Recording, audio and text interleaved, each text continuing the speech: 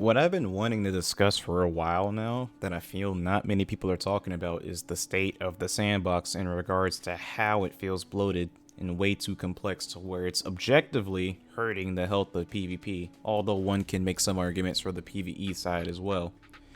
When I'm talking about bloat, I'm referring to the power creep that started being introduced since the inception of the subclass 3.0 system and Beyond Light with Stasis. We went from abilities that were lethal as hell with high uptime to abilities that can augment a player's gameplay as well while also being close to lethal, since Scorch can't technically kill you, but it basically keeps you one shot or no health. Abilities aside, we also have insanely ridiculous exotic armor and weapons that are just so blatantly overtuned and ahead of everything else. I have no problem with things being S tier, and I think that's generally fine and it's inevitable in the realm of online gaming. But where I draw the line is when S tier is just light years better than the A tier. An example of a weapon like this would be like Last Word or pre-nerf Deadman's Tale, where these were basically heavy weapons in the primary slot and are so ahead of everything else that you feel you have to throw it on to compete if someone's playing against you with it.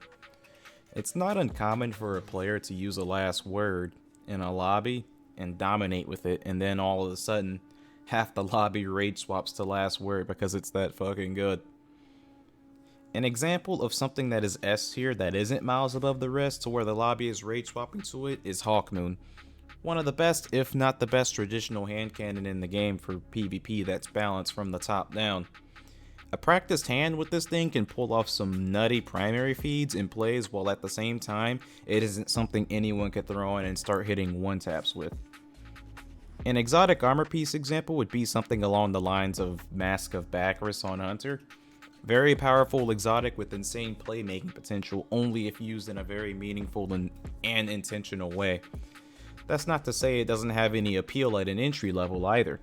The teleport ability sort of fills that fantasy of wanting to use a better blink, and is balanced out by a 30-second cooldown, roughly, so it encourages the player to decide between using it as an escape tool if they get caught in a bad spot, or you can use it to chase people that are running away from you, or, my personal favorite, you can use it with the glaive to skate and get to areas of interest faster on the map.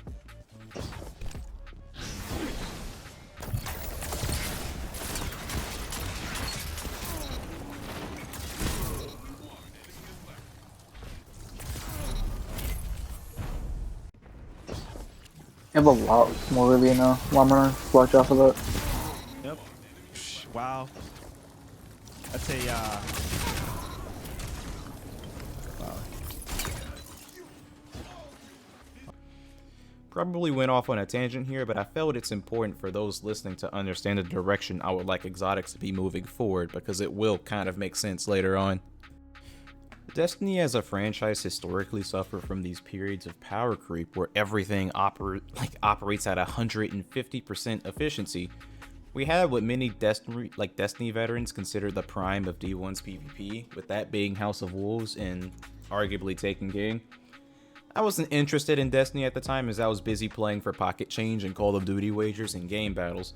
But when I watched Scrim and general Crucible gameplay of that time period, I noticed how everything was incredibly powerful when compared to my experience from mainly playing D2. From ordinary legendary weapons to exotics that were just out of this world. Someone showed me footage of the Fellwinter's Lie in D1, and that shit was a consistent 13-meter kill. Let's not even mention abilities and supers, as those were way overtuned as well. From relatively recent history, we had the launch of Forsaken when the sandbox was a giant unbalanced mess. Fun and fresh, admittedly, but very unbalanced. Even I had a lot of fun in it, despite my hate and disgust for special weapons. Supers lasted forever and were unkillable unless you had power ammo, like Warcliffe Coil or like Tractor Cannon or something that could kill supers. Because normal power weapons weren't killing supers, right? So supers died to that, or you needed another overtuned super, one of many, to counter a super. Exotic armor that was introduced that was overtuned for the most part, in Forsaken, like One-Eyed, Controverse Hold, things of that nature. Fast forward to Beyond Light with the inception of Stasis, and if you played during that time period, you already know, I think that goes without saying, like how bad it was when Stasis was clearly overtuned. The concept was there, but the execution was so bad. I feel like Beyond Light was when the bloat and power creep started sinking in, and unfixable changes to the foundation of the game moving from that point forward were introduced. They started pushing this design philosophy of build crafting, and that alone opened the Pandora's box and let out evils that just can't be contained. Not only that, but the developers themselves stated that it's easier to release something overtuned that power creeps everything else, and then rein it in over time based on feedback, which explains these periods of time where something will just marinate and destroy the PvP sandbox or experience for weeks or even months before it's addressed. Hell, even a year. It took a whole last year for Stasis to finally be balanced. Then shortly afterwards, they introduced the variable cooldown system and a plethora of other great changes in the 30th anniversary update. And that was the best PvP I felt in years. It was short-lived though, because once Witch Queen released, it basically undid all the good things about the 30th anniversary update. Void essentially trivialized most of the PvE content in Destiny and made it more brainless than it already is. In PvP, the Void rework made it 5 times better at doing what it was already good at, and that was encouraging non-confrontational gameplay. Difference now is that it not only encourages non-confrontational gameplay, but it outright benefits being non-confrontational and overly passive. You could sit there and put up barricades on Titan, like Void Titan, and there's an aspect that gives you grenade recharge, like a faster grenade recharge, for sitting behind a like an overshield, right? I wouldn't say Solar 3.0 encourages non-confrontational gameplay, but instead it literally removes the punishment of playing like an idiot and allows you to be less mindful of your positioning because you know you have a pocket Wermusk on you that can't be interrupted unless you have overload rounds on. Not only that, but the abilities are also pretty strong and the uptime is frequent. So far, the most consistent trend with the Subclass 3.0 system I've personally noticed is how they've introduced more and more ways to augment your gameplay, and what I mean by that are things like healing, overshields, damage boost on demand, and like resist to alter TTKs or outright survive things you wouldn't have otherwise. And their uptime is always so damn high, to a point where it's exhausting to try and counter unless you and your teammates were using it. Which leads me to my next point. The PvP side of Destiny went from being about game sense and mechanical prowess for success to it being an environment where loadouts and gimmicky builds and playstyle win games rather than the former. If you want to see this at full display, I suggest you watch a past broadcast of the Fizzle stream titled Revenge of the Sherpas. He basically did an 8-hour stream where he encouraged teams to stream snipe him, and if he loses, he gives the opposing team $100.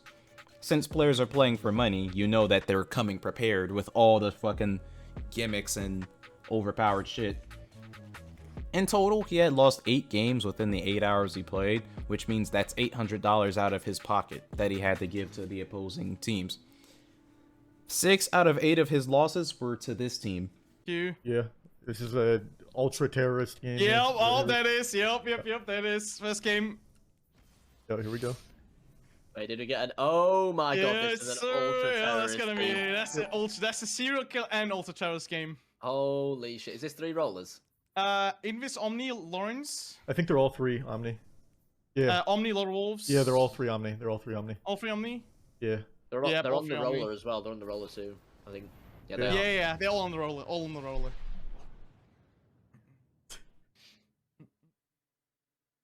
All right. Trials of Osiris.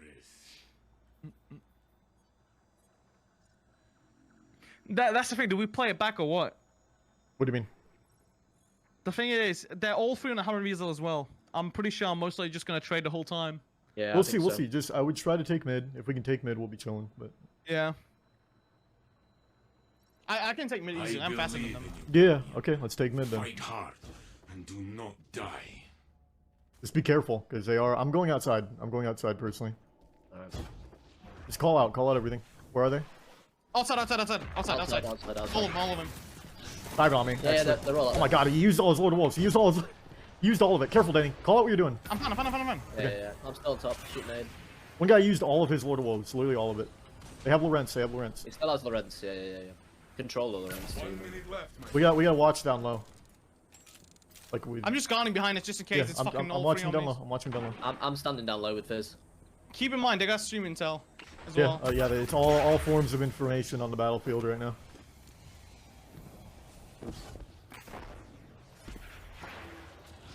Down low. They're pushing down low. They're diving down low. Diving. Like all of them. Yeah. One half. I won't wake as well. Left side. They're just hiding. 30 Careful. seconds They're all down low. They're all trying to dive on One's something. one shot. Wasted an aid. They're all down low. They all all miss down low. again? Yeah, careful. They might dive on you, Danny. No, I'm fine. Making you invis silence. One jumped up. Alright, someone jumping. One's gonna get behind me. 10 seconds. Yeah, they're jumping behind me. I'm Hold fine. on. I'm One fine. dead. Nice, One dead. nice, Front mid. On Front me. mid. On top. I gotta reload. I gotta back up. I have no He's special. weak. He's no shield. No shield. He's weak. He just Oh, one busted me. What?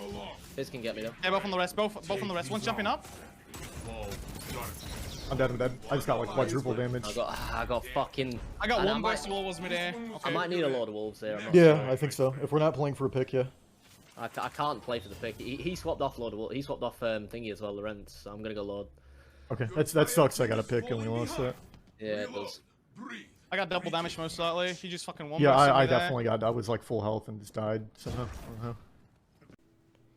In case you haven't been paying attention to the gameplay on screen, or you want to be a Bungie dick rider and pretend Bungie can do no wrong, take a hard look at what the enemy team is abusing. 3 Night Stalkers with Omniculus and Lord of Wolves shotguns. It's already obnoxious in the hands of players in mediocre. It's already obnoxious in the hands of mediocre and average players, right? But if you put this in the hands of players like these, which are some of the best in the game, one can consider it an unwinnable match unless you fight fire with fire and abuse it yourself.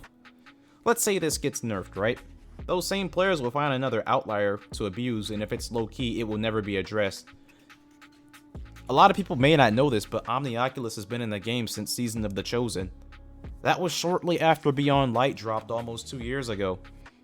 For the longest time, it was a sleeper pick because most people didn't know better, but the top PvP players picked up on it and immediately knew it would be a problem and should get nerfed. Times have changed, man. This isn't D1 where the community at large didn't want to win bad enough to a degree where they would suspend their enjoyment just to use cheesy broken shit all the time for the purpose of winning. We're in 2022, people are tired of getting shit on and they want to win even if there's no monetary incentive, which there was for the Fizzle stream. The average player will look up and find out about builds that are the magic answer to success in PvP, and as long as the sandbox continues to complexify itself and bloat, there is no hope for the PvP side of this game, in my opinion. I came to terms with what the game is and will continue to be since Shadowkeep, and that's when I started seeing the cracks. I don't have any desire for this game to be competitive, although people want to put words in my mouth and be weird. But I do expect the PvP to at least be playable, and it's unplayable. My friends and I don't call it Season of the Private matches for no reason. The regular Matchmade Crucible playlists are literally unplayable, mostly due to the terrible sandbox. If I had to describe the sandbox in non-gamer language, it would literally be a gaping cavity. The damage is permanent and irreversible and can really only be impeded or slowed by these band-aid treatments.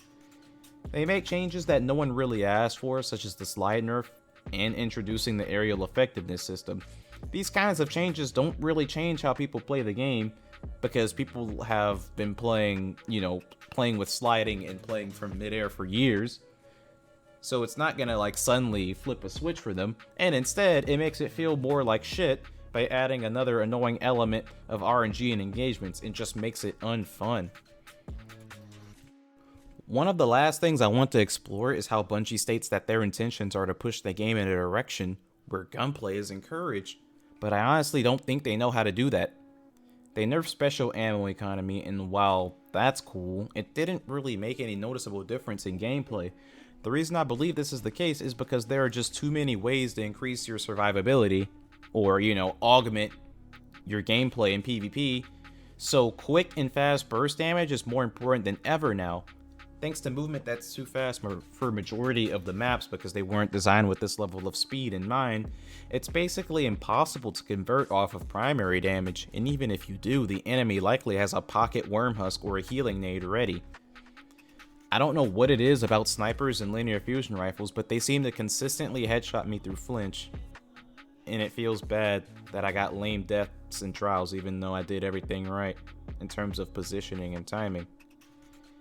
If I had it my way, snipers and linear fusions would be in the power slot because they often dictate the flow of games. And if you play against someone who's really good at sniping and you have a bad ping to them, the game is basically unplayable because they will hit the head through flinch every time because flinch isn't on their screen when you shoot them due to latency. Hell, even if my opponents and I have good ping to each other, they still hit crits through flinch, man. The TLDR is that if a sniper or a linear fusion is in my lobby, I'm not allowed to play the game or peek anything out of fear that I could do everything right and still die. I can't really emphasize this enough. The developers could nerf these outliers right now and it wouldn't be enough for the game long term because they don't understand why players are flocking to these outliers. If they understood their player base better and understood what made the experience exhausting and frustrating, then things like classy restoration wouldn't exist, or the core functionality of restoration would be different instead of what we have now, which is just pre-nerf wormhusk that can't be interrupted. Bungie never learns their lesson from past sandboxes, so the PvP experience will go weeks and months of being an unenjoyable day-to-day slog. There's probably some loose ends in my explanation, and this is so far what my mind can think of. If you made it to the end, I appreciate your time and do let me know what you think in the comments, and if you need clarity on anything, I will do my best to respond to it when I can. I think for the next discussion piece, I either want to go in depth as to why Destiny community's desire to improve in PvP is generally non-existent, and why I believe carry culture is one of the major culprits behind this lack of incentive to improve, or lack of desire. If you're interested on my thoughts on carry culture as a whole, I made a video exploring that concept a while ago, so feel free to check that out if you're interested. Or the next discussion piece will be me expanding on why I think coaching in D2 is next to impossible, and I go into detail why I think that is, or I do an educational video. So many ideas, but I'm lazy as shit. Sorry for thinking out loud. I don't want to hold you any longer than I have. Thanks for watching, and peace.